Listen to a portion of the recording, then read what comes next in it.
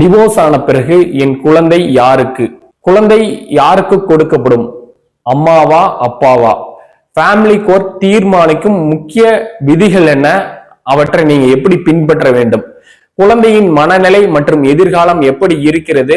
அவர்களின் எதிர்காலத்தை எப்படி தெரிந்து கொள்வது? அப்பா அல்லது அம்மா யார் பாதுகாப்பாக வளர்க்க முடியும்? உங்கள் உரிமையை எப்படி சட்டப்படி பாதுகாக்க வேண்டும்? நீங்கள் பின்பற்ற வேண்டிய முக்கியமான செயல்கள் என்ன? இத பத்தி தான் இந்த வீடியோல முழுமையா நம்ம பாக்குறோம். சோ வீடியோவை ஸ்கிப் பண்ணாம முழுமையா பாருங்க. இந்த வீடியோ நீங்க முழுமையா பாத்தீங்கன்னா உங்கள் பிள்ளை யாரிடம் வருவதற்கு அதிக வாய்ப்பு இருக்கு? பாதியில் குழந்தை அவர்களிடம் போய்விடுமா? இப்பதான் நம்ம சேனலுக்கு நீங்க ஃபர்ஸ்ட் டைம் வரீங்கன்னா மறக்காம சப்ஸ்கிரைப் பண்ணி பாருங்க. இது தமிழ் டிவோர்ஸ் லைஃப். குழந்தை யாருக்கு கொடுக்கப்படும்? அம்மாவா அப்பாவா?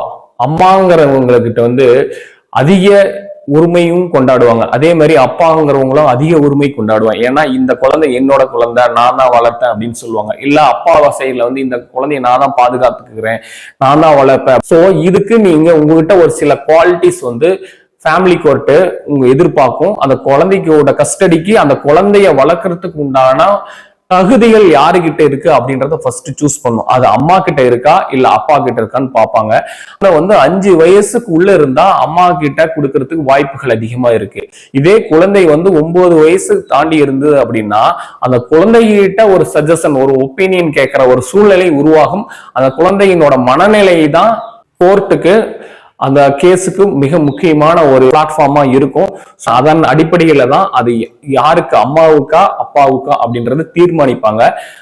பொருளாதாரம், கல்வி, எதிர்காலம், வளர்ப்பு முறை, மனநிலை, இது எல்லாமே உங்க 2 பேர்த்துக்கு இல்ல, அந்த குழந்தையோட மனக்கு யார் இது அடாப்ட் ஆவாங்க, அந்த குழந்தை யாருக்கிட்ட அதிகமா உணர்வு பூர்வமா அட்டாச்மெண்ட் இருக்கோ அவங்களுக்கு வாய்ப்புகள் மிக அதிகமா இருக்கும். குழந்தைகளோட மனநிலையும் அந்த குழந்தையோட எதிர்காலத்தையும் அந்த குழந்தையினோட வளர்ச்சியும் பொறுத்துதான் அது மூலியமா சட்டத்துக்கு உட்பட்டு சில கோட்பாடுகள்லாம் வச்சிருப்பாங்க. அது உங்களோட வக்கீலுக்கோ இல்ல லாயருக்கோ உங்க அட்வொகேட்டுக்கோ அதன் மூலியமா உங்களோட கேஸினோட தன்மையை பொறுத்து அமையும். இந்த ஆவணங்கள் கரெக்டா இருக்கணும். நீங்க கொடுக்குற ஆவணங்கள் உங்க குழந்தைகளுக்கு நீங்க எந்த அளவுக்கு கஸ்டடி கொடுக்குறீங்க, குழந்தைய நீங்க எந்த அளவுக்கு நல்லபடியா வளர்ப்பீங்க, அந்த குழந்தைக்கு மனநிலை பாதிப்பு ஏற்படாம கல்வி, பொருளாதாரம், வளர்ச்சி, இதை பேஸ் பண்ணி நீங்க என்ன ஆவணங்கள் சப்மிட் பண்றீங்களோ அவங்களுக்கு அதிக வாய்ப்புகள் இருக்கு. குழந்தைய வளர்த்தேன், நான் எல்லா பிரச்சனைகளையும் நான் தான் சந்திச்சேன், இந்த குழந்தைகள் மூலியமா நான் இவ்வளவு கஷ்டப்பட்டேன் அப்படின்னு நீங்க உணர்வு ரீதியா மனசுக்குள்ள மட்டும் அதை வாயால நீங்க சொன்னீங்கன்னா அது உங்க உள் தன்மையில இருக்கும். பட் ஆனா எவிடன்ஸ் ஆவணங்களுக்கு அது உட்பட்டது இல்லாத மாதிரி தான் கருதுவாங்க. சோ நீங்க முடிஞ்ச வரைக்கும் உங்களோட ஆவணங்களை என்ன நீங்க எடுத்து வைக்கிறீங்களோ அதை பேஸ் பண்ணி தான் உங்களுக்கு இந்த விதிகளுக்கு உட்பட்டு உங்கள் குழந்தை யாருக்கு அப்படின்றத தீர்மானிப்பாங்க.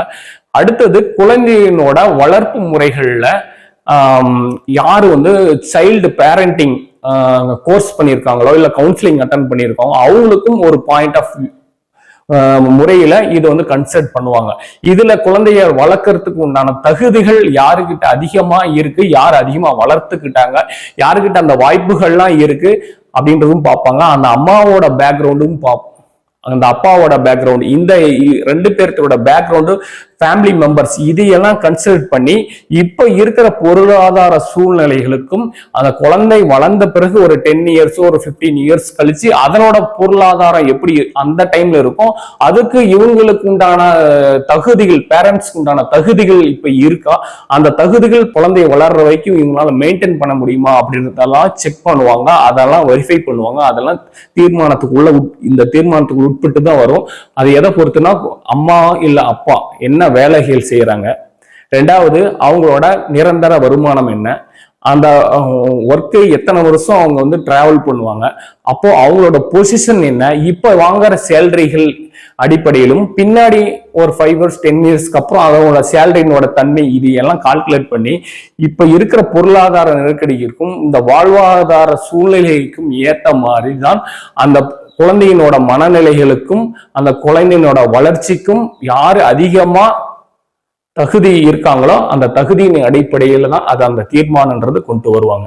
குழந்தையினோட மனநிலை மற்றும் எதிர்காலம், குழந்தையோட மனநிலை ரொம்ப ரொம்ப இந்த இடத்துல பார்ப்பாங்க. மனநிலை பொறுத்து தான் குழந்தையினோட உணர்ச்சிகள் உணர்வுகள் பாதிக்காத மாதிரி அவங்க ஃபர்ஸ்ட் ஆஃப் ஆல் பார்ப்பாங்க.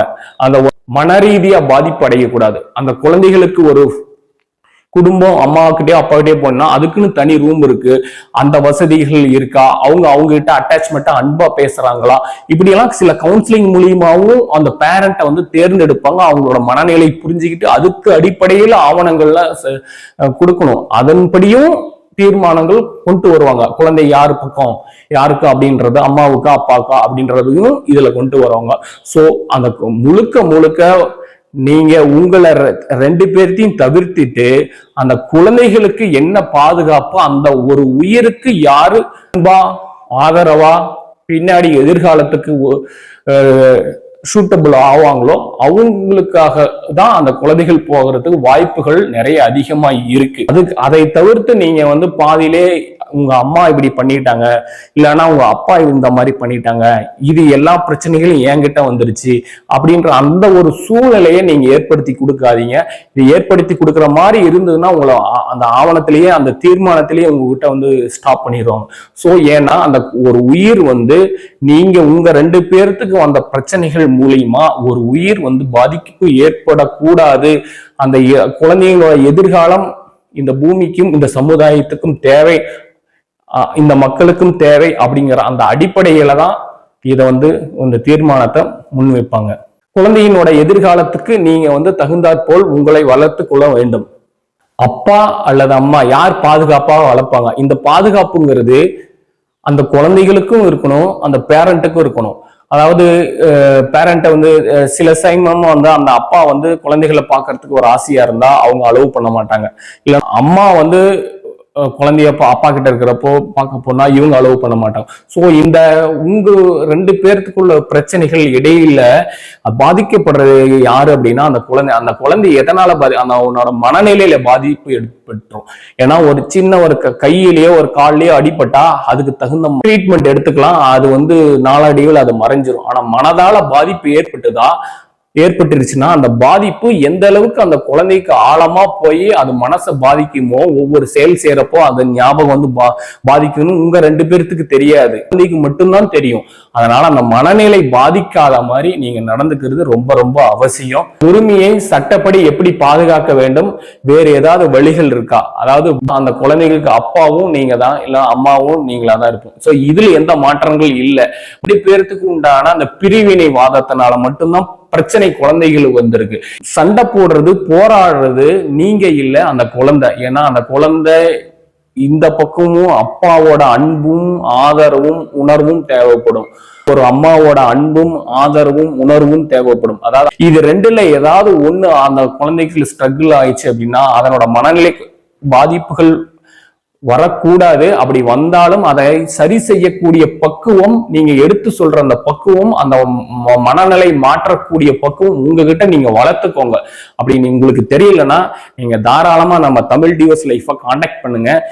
டிவோர்ஸ் ஆன பீப்புளுக்கு லைஃபை எப்படி டிரான்ஸ்பர்மேஷன் பண்ணி சந்தோஷமா அமைதியா ஆனந்தமா வாழ்றதுக்கு உண்டான வழிமுறைகளை நாங்க ஏற்படுத்தி கொடுப்போம். யாரிடம் பிள்ளை வருவதற்கு வாய்ப்புகள் அதிகமா இருக்குது அப்படின்னா இந்த ஆவணங்கள் யாரு எல்லாமே நீங்க சப்மிட் பண்றீங்களோ அதுக்கு தகுந்த மாதிரி யாரு இதுல குவாலிஃபை ஆகிறாங்களோ அதன் அடிப்படையில தான் குழந்தைன்றது தீர்மானிக்கப்படும். இந்த குழந்தை தீர்மானிக்கும் நாளடைவில் அது பாதியிலே போயிருமா அப்படின்றது நம்ம யாராலையும் கணிக்கவும் முடியாது, சொல்லவும் முடியாது. அந்த குழந்தைங்களோட மனநிலை பொறுத்து, அந்த குழந்தைகளை நீங்க எப்படி வளர்க்குறீங்க அப்படின்ற பொறுத்து தான் இது மாறுபடும். குழந்தைகளோட வாழ்க்கை தான் இப்ப கேள்விக்குறியா இருக்கு. இப்ப அதுக்கு நீங்க தான் பதில் சொல்லணும். குடும்ப சூழ்நிலையால குடும்பத்துல அன்றாட பிரச்சனைகள் மூலியமா உங்களுக்கு ஈகோ மூலியமா இந்த மாதிரி டிவோர்ஸ் பண்ணிட்டீங்க, பிரச்சனைகள் உருவாக்கி நீங்க ஒண்ணுக்கு ஒருத்தர் பிடிக்கல அப்படின்னா இதுக்கு பாதிப்பு அந்த குழந்தை ஏற்படக்கூடாதுன்ற அந்த ஒற்றை நோக்கத்துக்காக தான் இந்த தீர்மானங்கள் எல்லாமே நிறைவேற்றப்படும். இந்த வீடியோ உங்களுக்கு பிடிச்சிருக்கும்னு நான் நம்புறேன். பிடிச்சிருந்தா லைக் பண்ணுங்க, ஷேர் பண்ணுங்க. நீங்க பண்ற ஒரு ஷேர் ஒரு குடும்பத்தை காப்பாற்றலாம். ஏன் இவங்க டிவோர்ஸ் வரைக்கும் போனாங்க? வீடியோவோட லிங்க் ஃபர்ஸ்ட் கமெண்ட்ல இருக்கு, நீங்க மறக்காம கிளிக் பண்ணி பாருங்க.